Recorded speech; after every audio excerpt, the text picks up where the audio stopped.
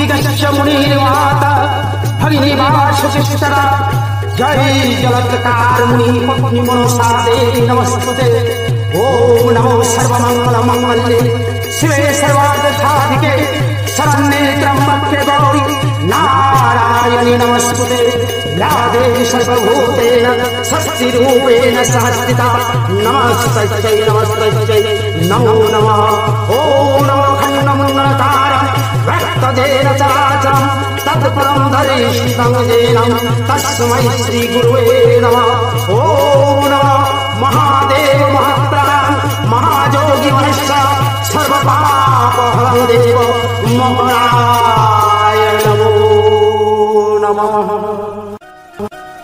तो प्रेम से बोलो श्यामल रामचंद्र की, प्रेम से बोल दे वीरवर हनुमान की।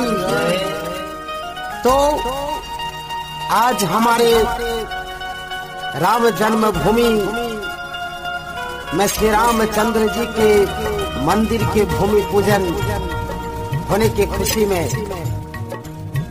आज उन्हीं के विवाद को लेकर आज हमें रामायण की वो खंड याद आ गई। इसी राजपाट जमीन जायदाद के चलते वचनबद्ध होकर श्री रामचंद्र जी को 14 वर्ष के लिए वनवास झेलना पड़ा था। तो जिस समय श्री रामचंद्र जी वनवास को कुछ किए थे, वनवास को गमन किए थे, उस समय भरत जी राज कार्य से बाहर गए हुए थे। चूंकि भरत जी की अनुपस्थिति पर श्री रामचंद्र जी का वनवास में जाना इस कहानी का एक मोड़ है। जब श्री रामचंद्र जी वनवास को कुछ कर जाते हैं, सारी अयोध्या नगरी सोनी सोनी सी लगने लगती है। पूरे अयोध्या वासियों के आंखों में जुदाई की आंसू, श्री रामचंद्र जी को खोने की आंसू। बस उसी वक्त जब भरत जी अयोध्या आते हैं और उनके माँ कैकेयी के मुख से जब ये वचन सुनते हैं तो मानो भरत जी के कलेजे पर बिजली गिर जाती है। भरत जी राजपाट छोड़कर अपने भैया श्री रामचंद्र जी को वनवास से वापस लाने के लिए जंगल की ओर दौड़ पड़े, मन में पुकारते हुए जय श्री राम जय श्री राम। भैया भैया आप कहाँ हो भैया? आप अपने अनुज को छोड़कर इस प्रकार नहीं जा सकते भैया, हमें भी साथ ले चलो भैया। कहाँ हो भैया? हाँ हो भैया, अपने अनुज को छोड़कर विराट जंगलों में कहाँ खो गए हो भैया? भैया इस तरह भरत जी भैया भैया पुकारते पुकारते जब रामचंद्र जी के समीप जाने लगे तो लक्ष्मण जी पहरेदारी कर रहे थे राम एवं सीता की। लक्ष्मण की नजर में जो ही भरत को आया, लक्ष्मण जी सोच रहे हैं ये क्या, आज भरत सारी सेनाओं के साथ हमसे युद्ध करने के लिए आ रहे हैं। सारी राजपाट छीनने के बाद भी भरत का मन नहीं भरा। ये खबर अभी तुरंत भैया को देना होगा। लक्ष्मण जी तुरंत भैया के पास जाते हैं, कहते हैं भैया भैया क्या हुआ लक्ष्मण, बड़ी उत्तेजित लग रहे हो, क्या बात है? भैया बात ही कुछ ऐसे है, देखो ना भैया, भरत हमारे राजपाट को छीनने के बाद भी उसका मन नहीं भरा। वो सेनाओं के साथ हमसे युद्ध करने के लिए आ रहे भैया, जल्दी से अस्त्र लेकर तैयार हो जाइए भैया। नहीं लक्ष्मण नहीं, ऐसे नहीं कहते भरत के प्रति। लक्ष्मण, आखिरकार वो हमारे भाई है। नहीं भैया नहीं, जिसका माँ इतना बदमाश हो सकती है उसका बेटा कैसा होगा? भरत जी हमसे युद्ध करने के लिए आ रहे हैं। नहीं लक्ष्मण, तनी भरत जी को आने तो दो, उसका कारण तो पूछो, उत्तेजित मत हो लक्ष्मण। नहीं भैया, हमारे मन तो और ही कुछ पुकार रहे हैं। नहीं भैया, तुम शांत हो जाओ भाई मेरे, शांत हो जाओ। भैया भैया पुकारते आते आते श्री रामचंद्र जी के चरणों में गिर पड़े। अपने नयन के आंसुओं से अपने भैया रामचंद्र जी के पैर को धोते रहे, रोते रहे कह रहे कि भैया आपके छोटे भाई अनुज से क्या भूल हो गया भैया, जो आपने इस विरह की विष हमें पिलाया, आपके जुदाई का गम हमें दिया। भैया हमसे क्या शिकवा हो गया, क्या गिला हो गया।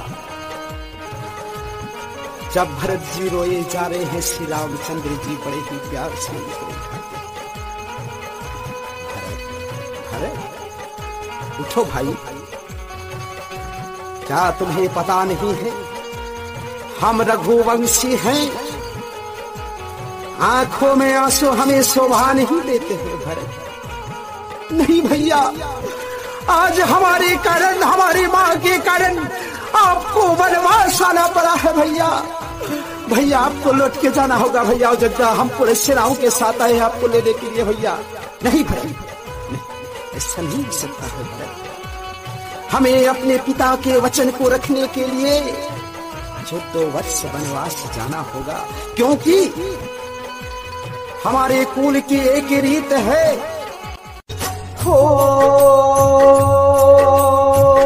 रघुकुलरी सदा चल आई, प्राण चल जाए पर वचन न जाए। हो रघुकुलरी सदा चल आई, प्राण चल जाए पर वचन न जाए। इसलिए है भरत, तुम्हें याद होना चाहिए हमारे भैया। भैया हमें तो याद है, हमें अपने रघुकुल की रीति याद है। वचन दे दिया तो वचन दे दिया, चाहे प्राण चल जाए लेकिन वचन दे दिया। लेकिन भैया हम इस प्रकार आपका जुदाई का करे चाहिए भरत, ऐसा नहीं करना। हम रघुवंशी, आंखों में आंसू की शोभा नहीं देते। भरत जाओ, तुम अयोध्या लौट के जाओ, मन लगा कर अयोध्या वासी यही तुम्हारा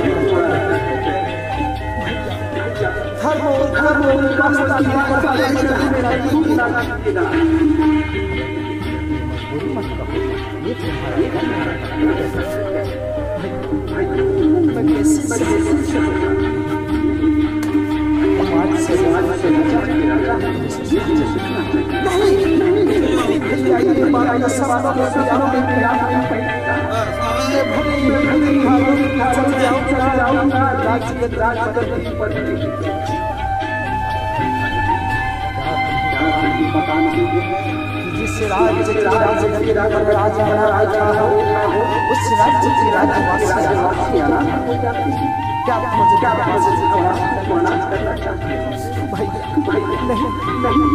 नहीं, मैं इसका उपाय करूंगा क्योंकि सीता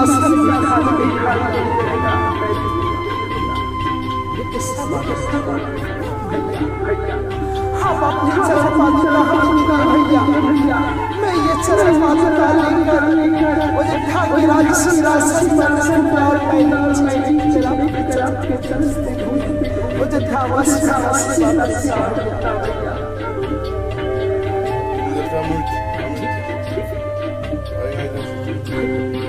अपने खड़ा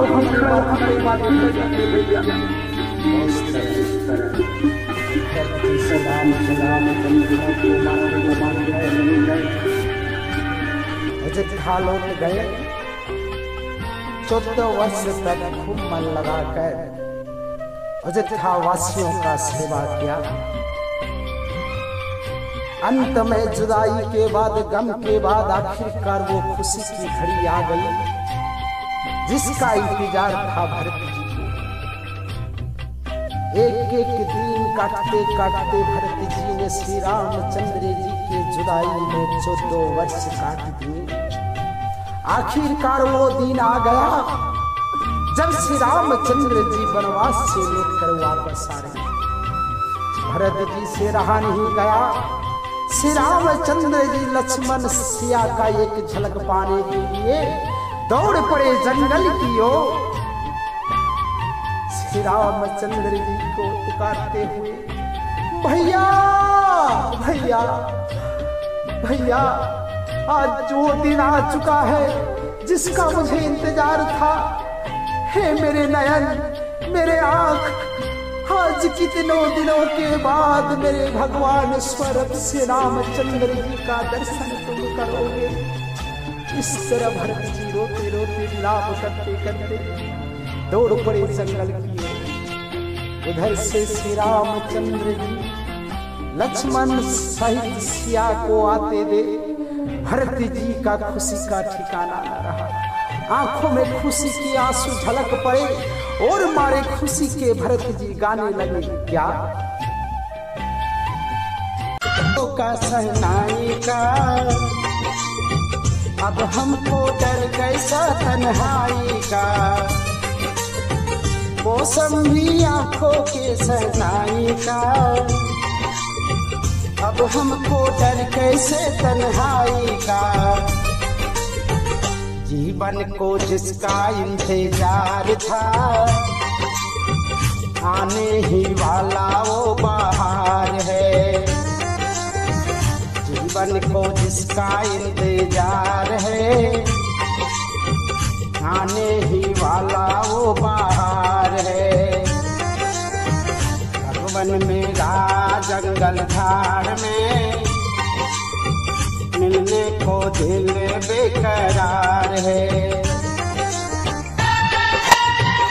तो इस तरह 14 वर्ष के जुदाई का गम सहने के बाद जब श्री रामचंद्र जी और भरत का मिलन हुआ तो भाई और भाई के प्रेम को देखने का दृश्य है और समझने का चीज है इस कलियुग के वासियों के लिए। इस तरह माँ विषहरी अपेरा के इस छोटे से पेशकश भरत मिलन के साथ विश्राम दिया जाता है।